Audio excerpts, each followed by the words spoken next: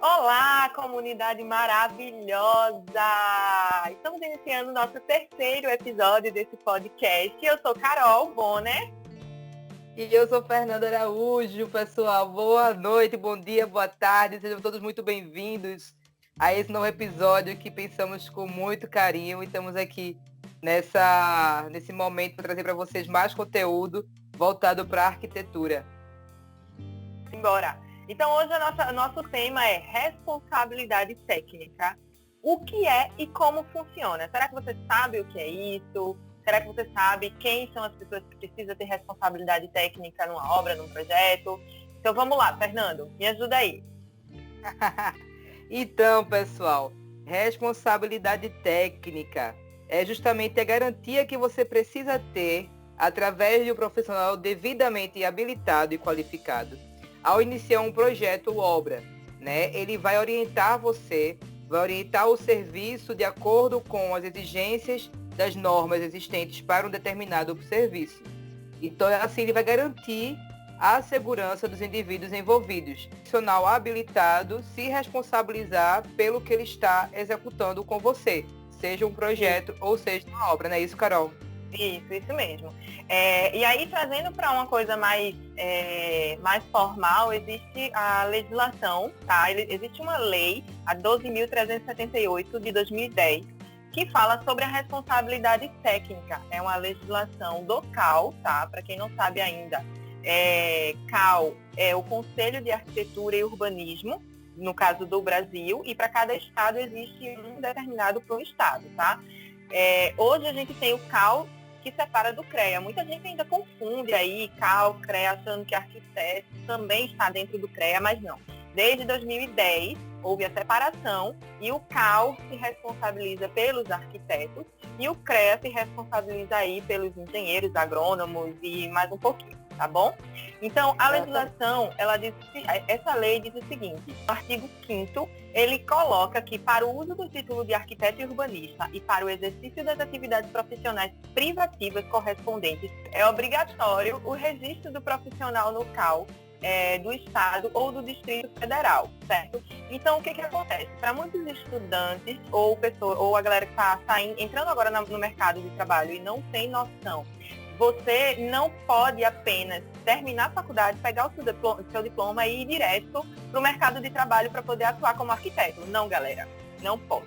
Você tem que primeiro fazer o seu registro no CAL e a partir disso, tá, é que você pode atuar como arquiteto e urbanista no Brasil inteiro, tá? Independente de onde é o seu registro, de qual estado está registrado os seus dados lá, o seu nome, você pode atuar em todo o Brasil, tá bom? Então, a partir dessa informação, é importante a gente falar aqui qual é, de fato, a responsabilidade do arquiteto, né? O arquiteto pode se responsabilizar pela obra ou pelo projeto, só por um, pelos dois. E aí, o que é que você acha? Fernando? Eu acho o seguinte, e não só acho, onde tenho veracidade para falar aqui, que o arquiteto ele pode sim se responsabilizar não só pelo projeto e pela obra, mas também ele pode se responsabilizar por vistorias e outras coisas diversas que você pode estar observando tudo isso. Você pode avaliar todas as atribuições do arquiteto através da resolução número 21 e 51 do CAL-BR, que está disponibilizado diretamente no portal do CAL, certo? Que descreve todas as responsabilidades exclusivas e compartilhadas do arquiteto. Como assim exclusivas? Exclusivas porque são responsabilidades, né, atribuições que somente o arquiteto pode fazer e assinar, né? E as compartilhadas são exatamente as habilidades, né, as responsabilidades, atribuições que o arquiteto consegue participar juntamente com o engenheiro ou outro profissional. Ou o próprio engenheiro pode executar aquela, ou qualquer outro profissional que não seja só arquiteto, possa executar essa atividade. Independente de estar os dois juntinhos, né, trabalhando no mesmo projeto. É tipo assim, hoje a gente tem a coisa do projeto de arquitetura.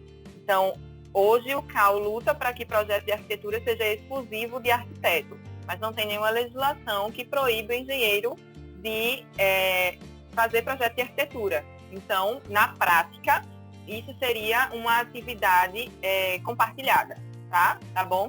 Então, assim, o que seria? Quais são os documentos de responsabilidade? Ah, só uma coisa. É importante dizer que, como o Fernando falou, essa resolução ela está disponível no site do CAL, tá? E aí, tanto para arquiteto quanto para o cliente. Se você tem dúvida que o arquiteto pode executar qualquer serviço aí que você precisa, vai lá na resolução número 21 ou 51, e aí você vai saber se você tem que contratar realmente um arquiteto ou se você pode optar por outro tipo de profissional, tá? Então, já que a gente está falando de responsabilidade... Uma parênteses assim, bem interessante, que a gente aqui citou somente obra, vistoria e projeto, etc. Mas, minha gente, você que é arquiteto, você que ainda é estudante de arquitetura, você tem que conhecer a gama de opções o arquiteto pode atuar. É incrível, é muitas opções que você tem de perícia, projeto paisagístico, interiores, urbanismo, enfim, é uma gama de coisas, é uma lista extensa, mas é muito interessante você, como arquiteto, estudante de arquitetura, conhecer, para você ter ciência de onde você pode botar a sua mãozinha e se responsabilizar. Passar-lhe a caneta. Então, falando de responsabilidade técnica, a gente tem aqui o que a gente chama de RRT, ART e TRT. Então, vamos falar um pouquinho sobre o que é todos esses R's aí, para que você saiba e entenda o que é que você vai receber e quando você vai receber, a partir do momento que existe um profissional qualificado e responsável pelo serviço que ele está prestando aí para você. Então, vamos lá. RRT é o registro de responsabilidade técnica, que é para o arquiteto, tá? A ART é a anotação de responsabilidade técnica, que quem emite esse tipo de documento é o engenheiro, tá? O engenheiro civil, nesse caso. E o TRT, Fernando sabe melhor. É o termo de responsabilidade técnica, né? Que é emitido pela categoria de técnicos, né? No seu conselho. Aí, tá vendo? Essa eu não sabia. Então, eu descobri porque o Fernando é técnico também, e aí ele conhece dessa parte. Então, o que é, Fernando, um RRT? Vamos lá. Explica para essa galera aí.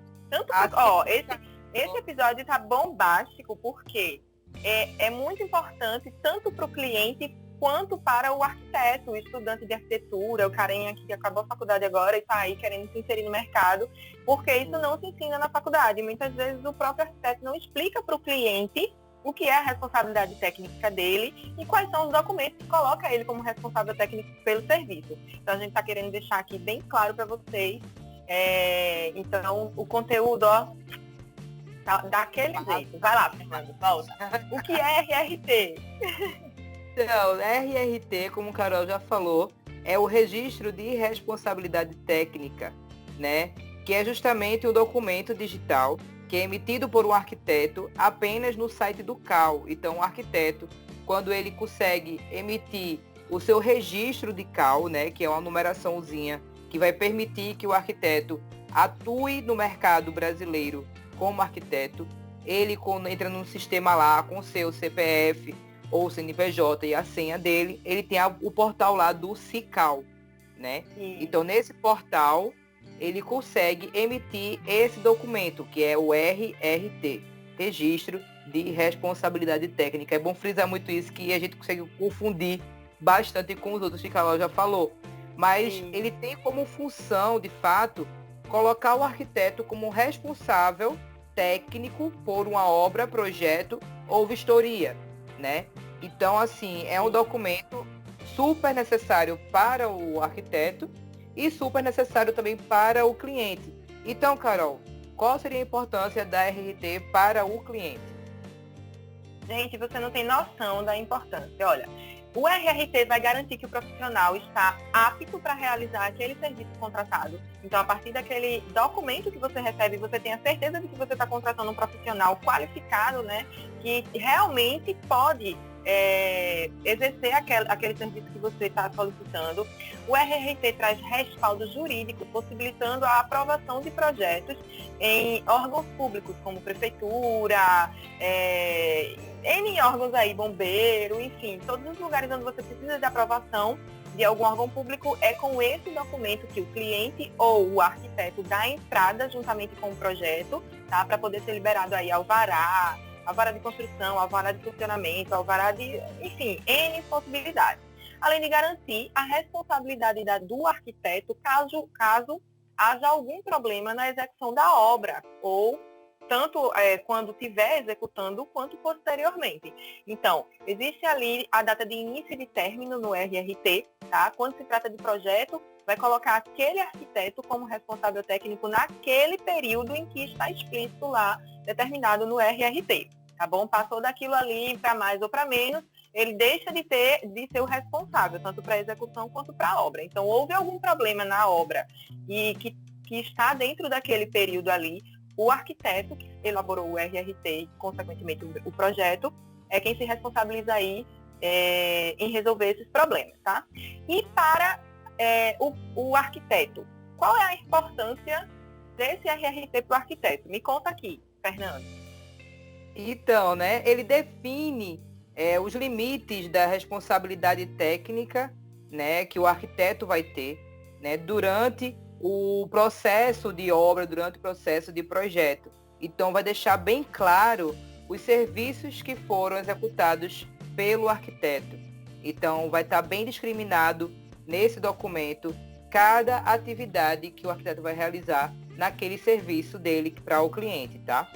E também é usado como um currículo digital, né? Então, a gente considera o RRT, o arquiteto, considera como um acervo técnico, né? O que seria isso? Sim. É como se fosse uma biblioteca, né? Que você vai adquirindo itens, né? Nessa biblioteca, que seriam experiências. Você vai adquirindo projetos e você vai fazendo um montante de projetos que você pode, de repente, estar utilizando futuramente para qualquer outro tipo de necessidade. Então, é um acervo que você vai ter como profissional, um acervo digital, que vai estar registrando todos os projetos que você vai estar executando durante a sua atividade profissional como arquiteto. E é engraçado que o próprio arquiteto, né, ele sai da faculdade, ele emite aí, ele consegue emitir o registro dele perante o conselho, mas muitos deles não têm noção da importância do RRT. Eles acabam que eles deixam de emitir RRT por causa da taxa, achando que é caro, né? E não entendem que aquilo é o acervo técnico dele. Então, se, por exemplo, um dia você precisar participar de uma licitação pública, o que é que vai acontecer? Você só pode participar de licitação pública se você tiver o que a gente chama lá de CAT. É a certidão de acervo técnico, que vai estar lá, constar todos os RRTs, com as atividades que você fez, e a partir dessa certidão que é emitida, você consegue levar junto com os documentos lá da licitação, e é ela quem vai comprovar que você, de fato, executou aquelas atividades. Se você não emite RRT, você não tem como comprovar isso. Se você não tem como comprovar, você não participa de licitação. Então, caro coleguinha, a partir de agora, foca nisso. Quando você precisar fechar um projeto, cobra do seu cliente lá. Não é a obrigação do cliente pagar, mas você pode e deve colocar essa taxa dentro do valor do orçamento do projeto ou do serviço que você tem que prestar. E aí, quando você receber o dinheirinho certinho, você vai lá, emite o RRT, paga o RRT, envia para o cliente, tá? Para ele ter também esse documento, porque é importante para ele, e você, ao mesmo tempo, vai lá estar adquirindo o acervo técnico aí, para o resto da tua vida, inclusive. Então, como é que gera? Como é que gera um RRT? Então, pessoal, o RRT, né, ele é emitido diretamente no site do CAL pelo arquiteto. Então, ele não vai pedir assim para o cliente, fulano, beltrano e cicrano, entra aí, por favor, no site tal e emite para mim o RRT, por favor. Não, meu filho.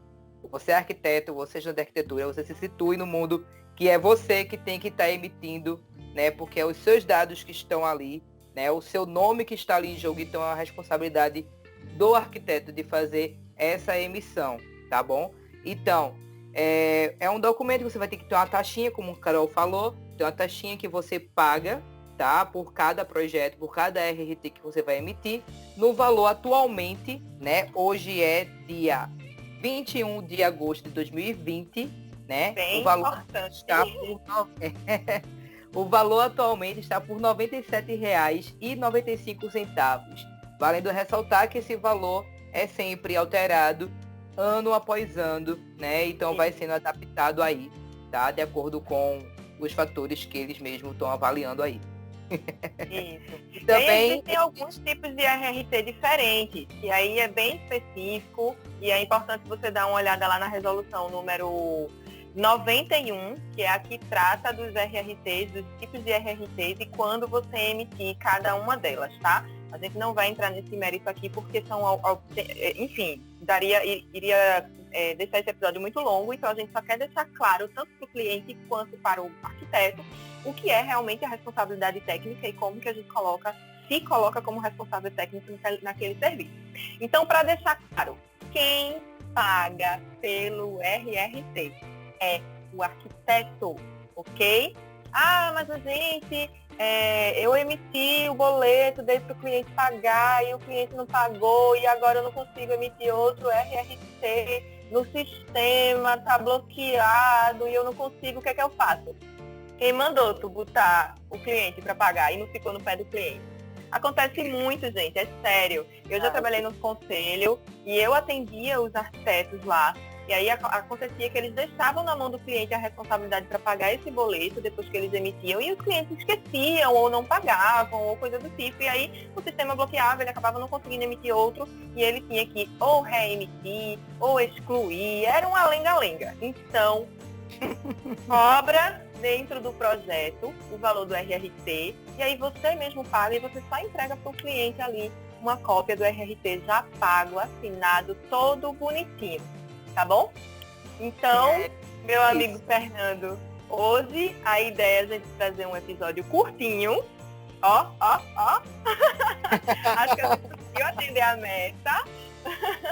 E a gente encerra por aqui esse episódio. Isso, exatamente, pessoal. Estamos aqui mais uma vez para agradecer a vocês a presença de cada um que está ouvindo, né? Agradecemos o feedback também de vocês, que vocês vêm dando para a gente via Instagram, via e-mail, via Facebook. A gente está sempre de portas abertas para poder ouvir sugestões, reclamações, opiniões e novos temas, né, de sugestões, para a gente poder estar melhorando o nosso canal aqui, que não é só nosso, né? Nem é meu e de Carol. É de toda a nossa gama de arquitetos. Comunidade. É uma comunidade. Então, é super legal. Sobre arquitetura, galera. Vamos desmistificar isso aí. Então, agradecimentos, né, a vocês por estarem aqui presentes, né, nesses 3 episódios. E peço que nos sigam nas nossas redes sociais, no YouTube, no Spreaker, no Spotify, Deezer, né não, Carol? É isso mesmo. E se você quiser sugerir algum episódio, algum tema para os nossos próximos episódios, deixa lá no Instagram ou manda um e-mail pra gente, que é o dosecurtapodcast@gmail.com, tá? Vamos adorar ter o feedback de vocês, vamos adorar aí ter alguma ideia de tema novo pra gente abordar, tá bom? A gente tá aqui querendo trazer cada vez mais conteúdo de qualidade, tá bom? Até mais. E o Instagram também é o @dosecurtaarquidecor. E o Facebook, Dose Curta Arquidecor. Beleza, a gente pessoal? não consegue deixar o episódio curtinho. Tchau! Beijo, meu povo. Boa... Tchau.